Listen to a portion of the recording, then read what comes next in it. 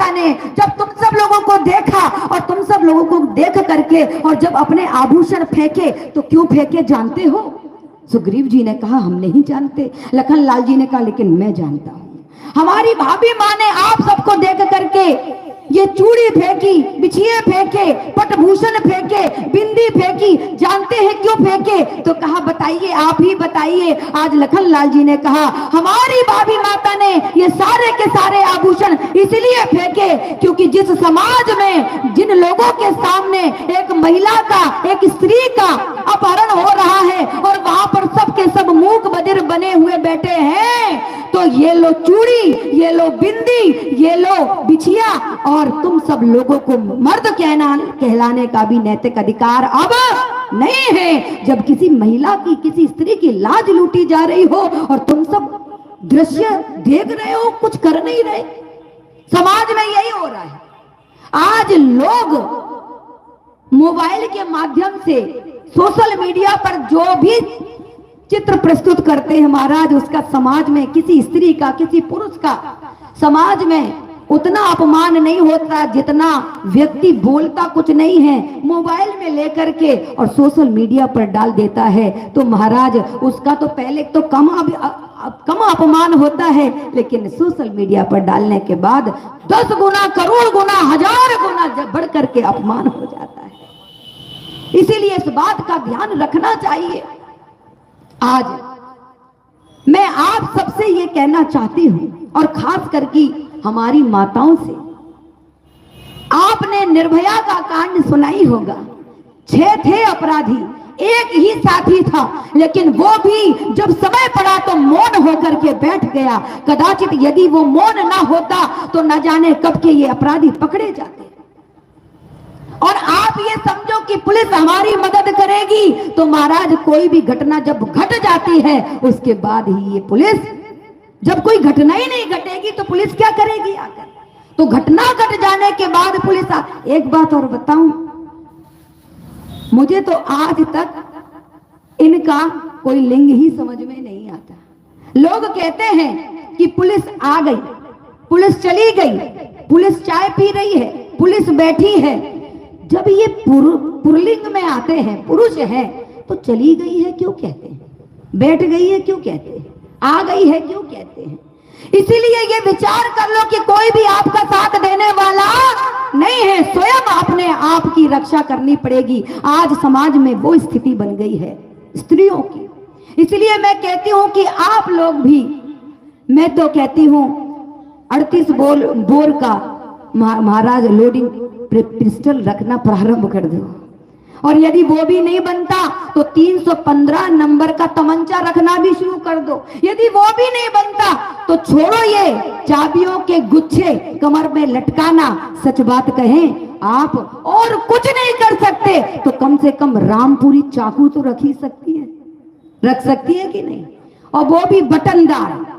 जैसे ही बटन दबाया किसी ने खुरापात करी, घोंप दिया, होगा सो देखा जाएगा, लेकिन अपनी सुरक्षा सबसे पहले हमें करनी पड़ेगी। तो महाराज उस समय भी एक अबला पर आज दुष्ट ने कुदृष्टि डाली, कोई समाज में बोलने वाला नहीं। तब उस रावड़ी विचारधारा से लड़ने के लिए कौन जागृत हुआ जानते हैं?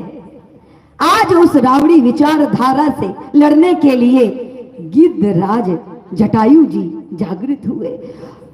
विडंबना की बात, एक पक्षी जागृत हुआ। जैसे ही आवाज सुनी गिद्धराज जटायु ने तो कहा ये ध्वनि कहां से आ रही है? कौन है ये स्त्री जो पुकार रही है?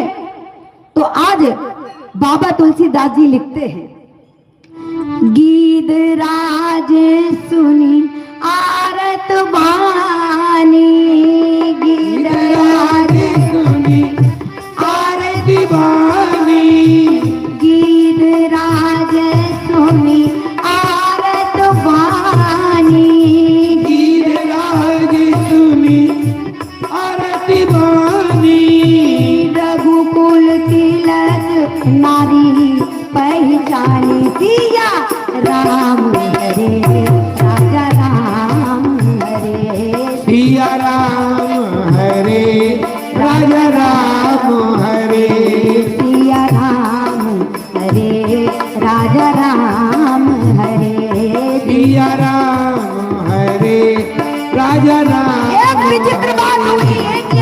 घटना घटी, एक जटायु एक पक्षी आज समाज का भला करने के लिए इस विचार से आगे बढ़ता है, जिस काम को मनुष्य नहीं कर पाया उस काम के लिए आज जटायु जी करने के लिए आज आगे आए। अच्छा एक बात बताओ, ये जो गिद्ध है, ये गिद्ध तुम्हारे देश का खाता क्या है? बताओ क्या खाता है? क्या ये काजू बादाम खाता है? बोलो, काजू बादाम खाता है? अगर खाता है तो ऐसे करो, नहीं खाता तो ऐसे करो। खाता है? नहीं खाता। दूध पीता है? फल फूल खाता है? क्या खाता है? कहा जिससे बीमारियां होती हैं, ये सड़ा हुआ मृतक मांस खाता है। जो समाज की बुराई को खाए, बीमारियों को खाए, वो है जटायु गिद्ध। लेकिन आज उस गिद्ध के मन में भी एक स्त्री के लिए दया का भाव जागृत हुआ और आज वो चल पड़ा। कई लोग पूछते हैं कि अब भारतवर्ष में गिद्ध दिखाई ही नहीं देते, और वास्तव में ये बात बिल्कुल सत्य है। पहले कितने गिद्ध हुआ करते थे, लेकिन आज के समय में कोई गिद्ध विद्ध दिखाई ही नहीं देते। क्यों? किसी ने पूछा तो महाराज मैं सुन रही थी कि एक संत बता रहे थे कि सारे के सारे गिद्ध पलायन कर गए। कहां गए? कहा इंडोनेशिया चले गए। क्यों? इसलिए चले गए क्योंकि गिद्ध भी मानो ये कहना चाहता है कि जो भोजन मेरा था ये दुष्ट मनुष्य ग्रहण करने लगा है, अब मेरी क्या आवश्यकता है, इसलिए वो पलायन कर गए। इसलिए अपना भोजन सात्विकी बनाओ महाराज। जो गिद्ध खाता वो हम सब खाने लगे, कैसे काम बनेगा महाराज? जीवन में जीव हिंसा करते हैं, हम मुर्गा खाते हैं, मछली खाते हैं और उनको बलात् मारा जाता है, पंख नोचे जाते हैं। अगर जीवन में आपके भीतर दया का भाव जागृत नहीं हुआ तो ये मनुष्य की देह धारण करना ही व्यर्थ है। बड़े भाग्य मानुष तनु बाबा बड़ी ही मुश्किल से मिला है, और जीवन में यदि आपके दया नहीं रही तो प्रभु न जाने कब कृपा करें, कृपा करना ही बंद कर देंगे महाराज। इसलिए इस बात का विचार कर लेना। आज गिद्धराज सजग हुए और गिद्धराज सुनी आरत वाणी, और जैसे ही देखा तो कहा रघुकुल तिलक नारी पहचानी। समझ गए और कहने लगे सीते पुत्री माय डॉटर फियर नॉट, मैं आ रहा हूं, चिंता मत करो, मैं बचाऊंगा। और आज गिद्धराज आए हैं और महाराज क्या कहते हैं? ए रे दुष्ट रावण, ठहर रे ठहर पावर, पापों का घट भरने वाले, ठहर रे ठहर पावर, पापों का घट भरने वाले, और अबिला नारी को व्यभिचारी, रे चोर हरण करने वाले, रे चोर दुष्ट, जरा ठहर, मैं तुझे आज छोड़ने वाला नहीं हूं। रावण ने जैसे ही देखा मुझे चोर गुंडा बदमाश कहने वाला आखिर कौन है, किसकी इतनी मजाल है, चारों तरफ दृष्टि डाली तो क्या देखते हैं कि एक गिद्ध उड़ा चला आ रहा है और मुझे चोर लुटेरा गुंडा बदमाश कह रहा है। इतनी हिम्मत इसकी हो गई तो आधा बल तो उसका वही नष्ट हो गया कि मुझसे बड़े बड़े योद्धा कुछ नहीं कह पाए और ये गिद्ध कह रहा है अबला नारी को व्यभिचारी, रे चोर हरण करने वाले, रे चोर ठहर, तुझे मैं देखता हूं। आज रावण विचार करता है कि पहले तो मुझे ये लगा क्या मैनाक की खगपति होई, इन दोनों में से ही कोई हो सकता है, लेकिन ये तो गिद्ध है, गिद्ध। तो महाराज आज गिद्धराज जटायु जी ने युद्ध किया रावण से। और बाबा तुलसीदास जी लिखते हैं, क्या क्या लिखा, बड़ी अद्भुत चौपाई है। चौचन मारी बिगारी सुदेही, चौचन मारी बिगारी सुदेही, चौचन मारी बिगारी सुदेही, चौचन मारी बिगारी सुदेही, और दंड एक क्षण मूर्छाते ही, राजा राम हरे, राजा राम हरे, राजा राम हरे, राजा राम हरे। तो बाबा तुलसीदास जी ने लिखा कि ऐसा विलक्षण युद्ध हुआ गिद्धराज जटायु और रावण के मध्य में कि महाराज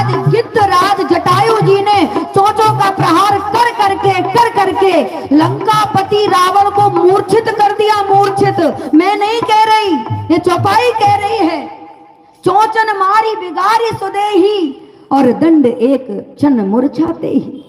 मूर्छित हो गया और आज जटायु जी ने मैया सीता को अपने पंखों पर लिया और उड़ा करके ले जाने लगे, लेकिन फिर सोचा ये दुष्ट, इसको जब तक दंड नहीं मिलेगा तब तक काम बनने वाला नहीं है। फिर लौटे और महाराज अब की बार जब युद्ध हुआ, पहले तो मूर्छित हो गया और अब की बार जब युद्ध हुआ तो महाराज तब सी क्रोध निसी चर खिसियाना, तब सी क्रोध चर खिसियाना, तब सी क्रोध निसी चर खिसियाना, तब सी क्रोध निसी चर खिसियाना, करसी परम कृपाल कृपाना। राजा राम हरे सिया राम हरे, राजा राम हरे सिया राम। आज जब युद्ध दोबारा हुआ, देखिए उनकी हिम्मत, आज जटायु जी की हिम्मत, पहले तो मूर्छित कर ही दिया, मैया सीता को ले ही जा रहे थे, लेकिन फिर लौटे। इस दुष्ट को जब तक दंडित नहीं किया जाएगा तब तक मैं ऐसे जाने वाला नहीं हूं। यदि ऐसे ही चला गया तो दुष्टों को दंड कौन देगा। फिर लौटे और जब तक लौटे तब तक उसकी मूर्छा टूट गई। तब सी क्रोध निश्चर खिसे आना और परसी परम कराल कृपाना। उसने क्या किया कि लंकापति रावण ने ना आओ देखा ना ताओ और कृपाना निकाल लिया। जानते हैं कृपाना क्या होती है? कृपाना क्या होती है? कृपाना में तलवार में एक तरफ धार होती है, लेकिन कृपाना में दोनों तरफ धार होती है। यदि यहां से चला दो तो भी बेड़ा पार, उधर से चला दो तो भी बेड़ा पार, कहीं से भी चला दो तो भी बेड़ा पार, सब जगह से बेड़ा पार। इसलिए इसका नाम है, जहां से कोई कृपा की गुंजाइश ना बचे वही होती है कृपाना। आज लंकापति रावण ने कृपान चलाई है और कृपान के चलते ही आज गिद्धराज जटायु जी के पंख कट गए हैं। गिद्धराज जटायु नीचे धरती पे आकर के गिर पड़े। लंकापति रावण तो निकल गया और गिद्धराज जटायु जी आज पड़े हुए हैं भूमि में। इतने में राघवेंद्र सरकार जब लौट करके गए हैं अपनी कुटिया में, देखा तो जनक नंदिनी श्री सीता जी का अपहरण हो चुका है। तो आज राघवेंद्र सरकार रुदन करते हुए ढूंढते हैं, हे खग मृग हे मधुकर श्रेणी, तुम देखी सीता मृग नैनी। जगह जगह ढूंढते फिर रहे हैं, खग से, मृग से, वृक्षों से, लताओं से, सबसे पूछ रहे हैं। किसी ने जनक नंदिनी सीता जी को देखा, मेरी सीता को देखा, रुदन करते हुए पूछ रहे हैं, देख रहे हैं, खोज कर रहे हैं, लेकिन कहीं पर भी सीता नहीं है। आज राघवेंद्र सरकार को मार्ग में गिद्धराज जटायु पड़े हुए मिल गए। तुरंत राघवेंद्र सरकार ने गिद्धराज जटायु जी को अपनी गोद में लिया और सबसे पहले उनके नीचे पड़ी हुई धूल को अपनी जटाओं से सुलझाया, हटाया, उस धूल को साफ किया। और आज राघवेंद्र सरकार ने जटायु जी को अपनी गोद में ले लिया। जटायु जी को कुछ खबर नहीं, क्योंकि बेहोश है, मूर्छित है। आज राघवेंद्र सरकार ने जल का सिंचन किया, लेकिन फिर भी जब नहीं उठे, तब भगवान ने अपने कर कमलों का स्पर्श किया। तब गिद्धराज जटायु जी के नेत्र खुले और आज गिद्धराज जटायु जी कहते, प्रभु आप आ गए। राघवेंद्र सरकार ने कहा, हाँ हाँ मैं आ गया। तो कहा, प्रभु आपके लिए ही ये मैंने प्राण बचा करके रखे थे। प्रभु मैं आपको बताता हूँ कि मैया सीता का अपहरण किसने किया। आज गिद्धराज जटायु कहते हैं, नाथ दशानन यह गति कीनी, नाथ दशानन यही गति कीनी, नाथ दशानन यह गति कीनी, नाथ दशानन यही गति कीनी, देहि खल जनक सुता हरणी, राजा राम हरे सिया राम हरे,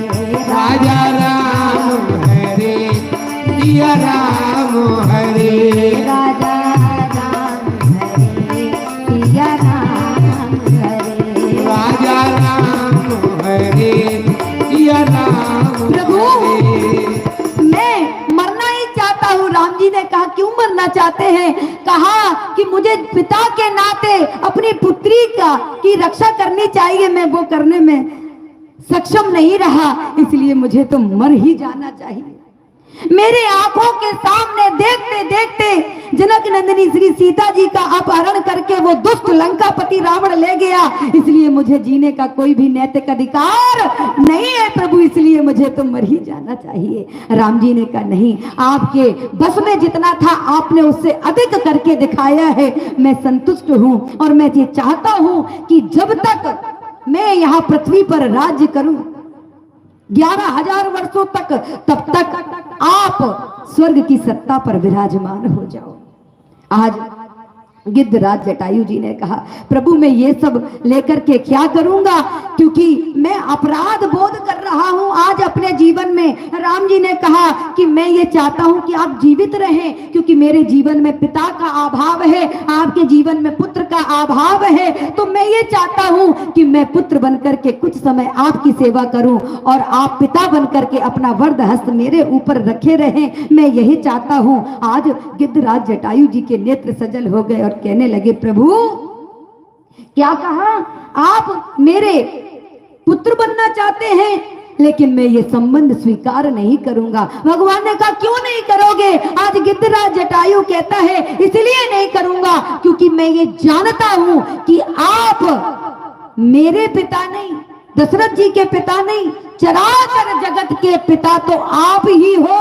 मैं आपको पुत्र कैसे बना सकता हूं, मैं जानता हूं, इसलिए मुझे ये संबंध स्वीकार नहीं है। आज राघवेंद्र सरकार के नेत्र सजल हो गए और बाबा तुलसीदास जी ने लिखा जल भरी नयन कहत रघुराई, जल भरी नयन कहत रघुराई, जल भरी नयन कहत रघुराई, जल भरी नयन कहत रघुराई, तात करम निज के गति पाई, राजा राम हरे सिया राम हरे, राजा राम हरे सिया राम आज हरे। राघवेंद्र सरकार के नेत्र सजल हो गए कि ये गिद्ध हो करके और परोपकार के कारण आज अपने प्राणों को देने के लिए कितने तत्पर हो गए, और मैं पुत्र बनकर के इनकी सेवा करना चाहता हूं, उसको भी इन्होंने अस्वीकार कर दिया। राम जी के नेत्र सजल हो गए, लेकिन राम जी के नेत्र तो सजल हुए, लेकिन अश्रुओं को भगवान ने ढरकाया नहीं है। जितने भी अश्रु आंखों में आए केवल आंखों में ही भरे रह गए, बहने नहीं दिया भगवान ने। किसी ने कहा क्यों नहीं बहे? राम जी जब इतना उपदेश दे रहे थे तो आंसू भी तो दो बहाने चाहिए थे। और इस समाज का ये नियम है कि जब कोई किसी के यहाँ कोई दुख होता है, किसी के यहाँ गमी होती है, तो महाराज रोना बड़ा जरूरी होता है, और जो नहीं रोता तो उसको जबरदस्ती रुलाया जाता है। और बड़े बड़े शहरों में यदि रोने वाला कोई नहीं होता तो रोदालियों को बुलाया जाता है, रोना बहुत आवश्यक होता है। तो राम जी क्यों नहीं रोए, ये प्रश्न खड़ा होता है। तो महाराज राम जी इसलिए नहीं रोए क्योंकि राम जी ये जानते हैं कि गिद्धराज जटायु जी ने परोपकार के कारण अपने पंख कटवा लिए हैं, और पंख कटवाने के कारण आज उनके शरीर में घाव भर गए हैं। और यदि मैं अश्रुओं के द्वारा अगर मैं रोऊंगा और वो अश्रु उनके शरीर में गिरेंगे तो नमकीन अश्रुओं के गिरने से इनके शरीर में, कटे हुए शरीर में कष्ट ज्यादा बढ़ जाएगा। इसलिए राघवेंद्र सरकार आंखों में अश्रु तो भरे लेकिन उनको ढरकाया नहीं। बाबा तुलसीदास जी लिख रहे हैं जल भरी नयन कहत रघुराई, केवल नेत्रों में है लेकिन बहा नहीं रहे हैं। तात करम निज ते गति पाई, और राम जी कहते हैं परिहित बस जिन के मन माही, परिहित बस जिन के मन माही, तिन कह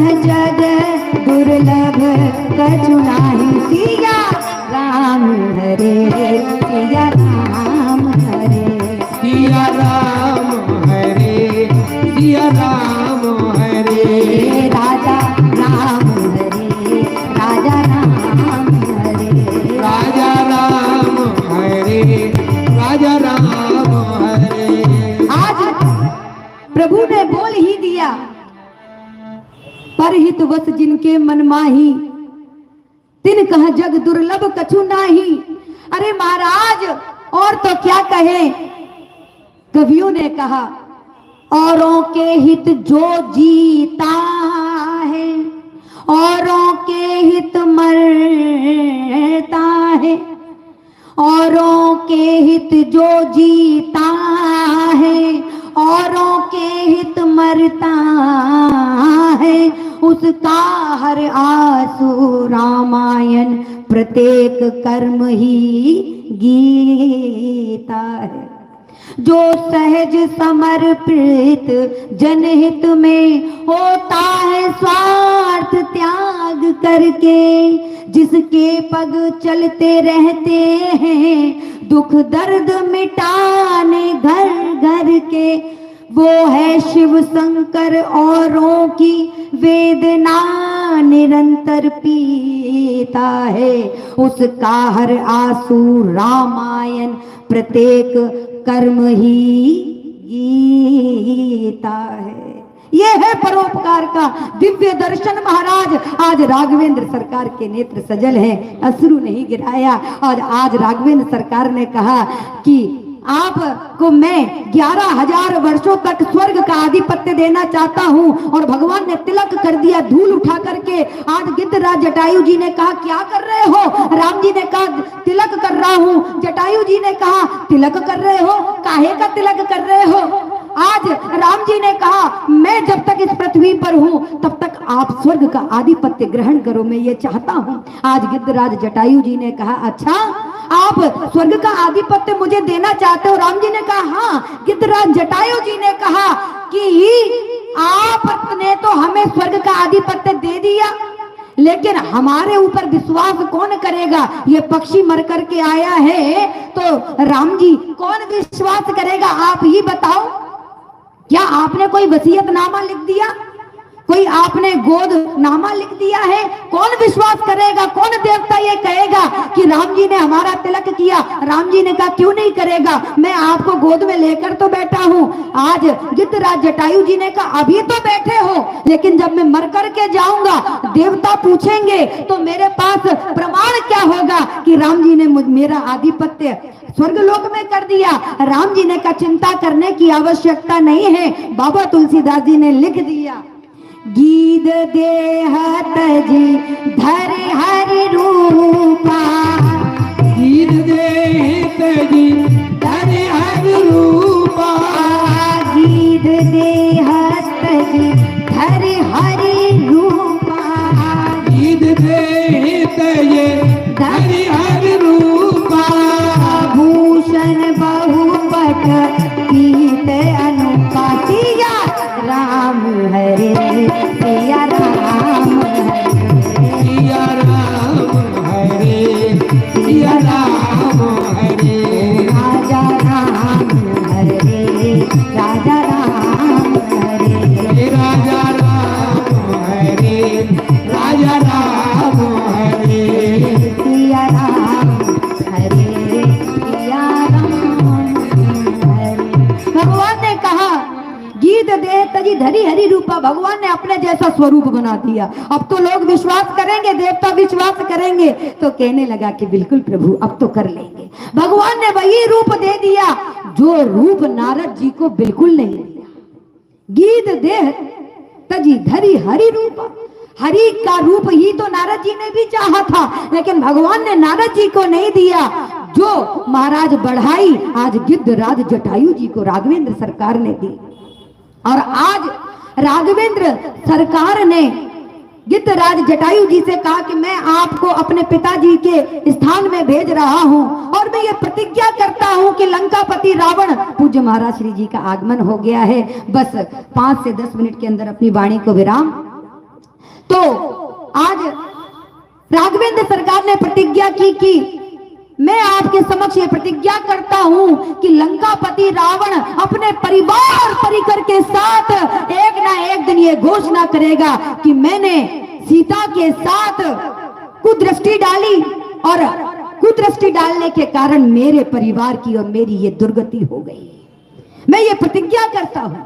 और राघवेंद्र सरकार ने उसके बाद दशाननी विचारधारा का खंडन मंडन भी किया और बाद में अविचल भक्ति का वरदान देकर के गिद्धराज जटायु जी का सम्मान किया है। अब एक बस 5-7 मिनट की बात और कहूंगी कि महाराज कई बार प्रश्न करते हैं लोग कि भगवान ने गिद्धराज जटायु जी का इतना सम्मान किया, लेकिन भगवान ने गिद्धराज जटायु जी की जो अंतिम क्रिया की, ये क्रिया क्यों की और कैसे की? तो महाराज संत बताते हैं कि महाराज ये उस समय की बात है जब श्री दशरथ जी का विवाह होने वाला था और छत्तीसगढ़ की भूमि में कौशल देश में और दशरथ जी की बारात जानी थी।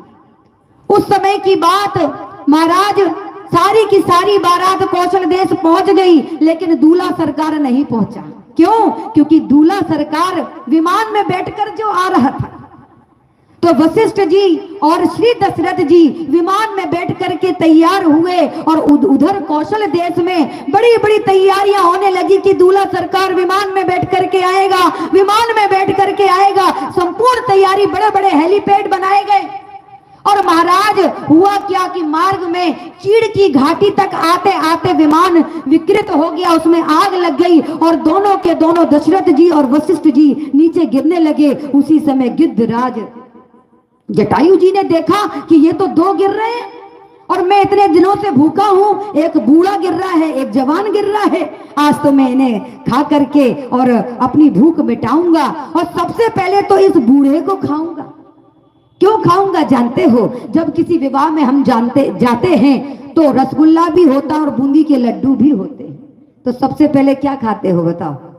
पहले बूंदी के लड्डू खाओगे, बाद में रसगुल्ला खाओगे।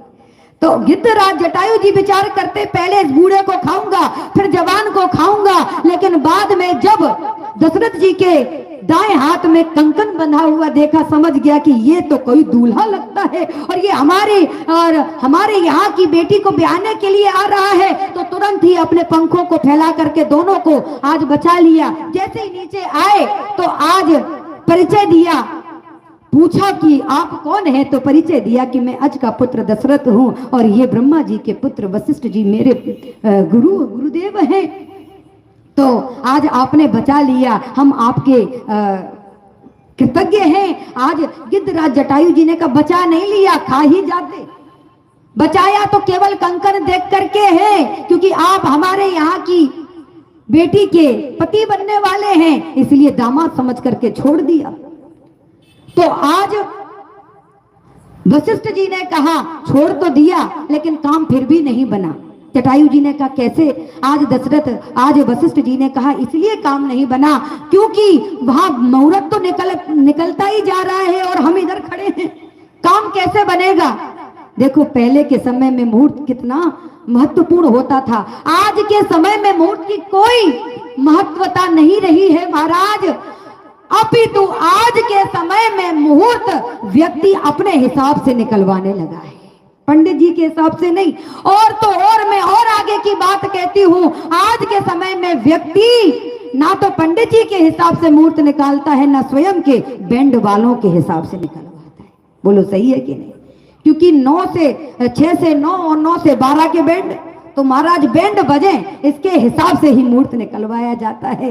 तो मुहूर्त की कितनी प्रधानता थी। आज जटायु जी ने कहा उसको चिंता करने की आवश्यकता नहीं, अपने पंखों में बिठाल करके ले गए और सब लोगों ने कहा कि आपको अपने मन से शर्म नहीं आई? अरे रथ में आ जाते, हाथी में आ जाते, ऊंट पर आ जाते, गिद्ध ही मिला। तो महाराज जब पूरी बात का पता चला तो महाराज सब प्रसन्न हुए, दूल्हा सरकार जीवित है, विवाह हुआ और विवाह होकर के जब लौट करके आए तो महाराज दशरथ जी ने कहा मैं कुछ देना चाहता हूँ, लेकिन गिद्धराज जटायु जी ने कहा हमारे यहाँ की बेटी ब्याही है, मैं कुछ नहीं लूंगा। और जब कालांतर में दशरथ जी ने पुत्र कामेष्टि यज्ञ कराया, उस यज्ञ में गिद्धराज जटायु जी भी आए और जटायु जी को फिर कुछ देना चाहा। तो जटायु जी ने कहा यदि आप देना ही चाहते हो तो आपके यहाँ 4 पुत्रों की प्राप्ति होगी, ऐसा इस यज्ञ का परिणाम है। मैं ये चाहता हूं कि जब ये जटायु मरे तब आपके 4 पुत्रों में से एक पुत्र इसकी अंत्येष्टि क्रिया करे, बस इतना ही चाहता हूं। तो दशरथ जी ने ये सारी की सारी बातें अपने चारों पुत्रों को सिखाकर रखी थी। आज राघवेंद्र सरकार को अवसर मिला और इसलिए अंतिम क्रिया कराई है। और क्रिया तो कराई वहां, लेकिन भंडारा जानते हो कहां हुआ? राघवेंद्र सरकार ने जितने भी संसार के गिद्ध थे सबका निमंत्रण किया, और लोग तो 13वीं के दिन 1000 का करवा सकते हैं, 2000 का, लाख का, लेकिन धन्य है मेरे राघव। राघवेंद्र सरकार ने आज घोषणा कर दी कि सुनो दुनिया के गिद्धों, मैं आप सबका निमंत्रण करता हूं, लेकिन वो निमंत्रण यहाँ नहीं लंका की भूमि में मैं करता हूं। आप सब वहां आओ और महाराज सड़ा खाना है सड़ा खाओ, गला खाना है गला खाओ, मरा खाना है मरा खाओ, मैं सबका स्वागत करता हूं। ऐसा भगवान ने जटायु जी का सम्मान किया है। और ये सम्मान क्यों किया? जिस चौपाई का हमने आश्रय लेके प्रारंभ किया उसी के आधार पे परोपकार का जीवन यदि जीवन में आ जाए तो भगवान भी उसका कितना सम्मान करता है।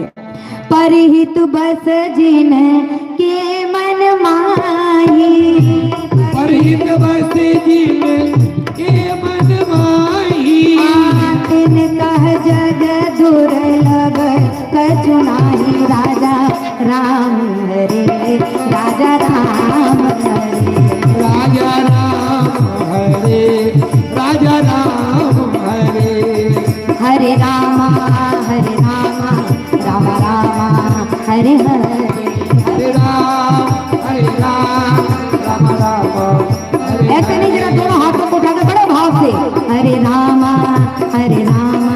राम रामा हरे हरे, हरे रामा राम राम हरे हरे, हरे कृष्णा कृष्णा कृष्णा हरे हरे, हरे कृष्णा कृष्णा कृष्णा हरे हरे, हरे राम हरे राम राम हरे हरे, हरे राम हरे राम हरे हरे, हरे कृष्णा कृष्णा हरे कृष्णा कृष्णा हरे हरे, हरे कृष्णा कृष्णा हरे कृष्णा हरे हरे, हरे राम राम हरे हरे, हरे राम राम हरे हरे, राम हरे हरे, राम हरे हरे। बोलिए सियावर रामचंद्र भगवान की, श्री हनुमान जी महाराज की, श्री चक्रधर भगवान की, राधा माधव सरकार की, शंकर भगवान की, भारत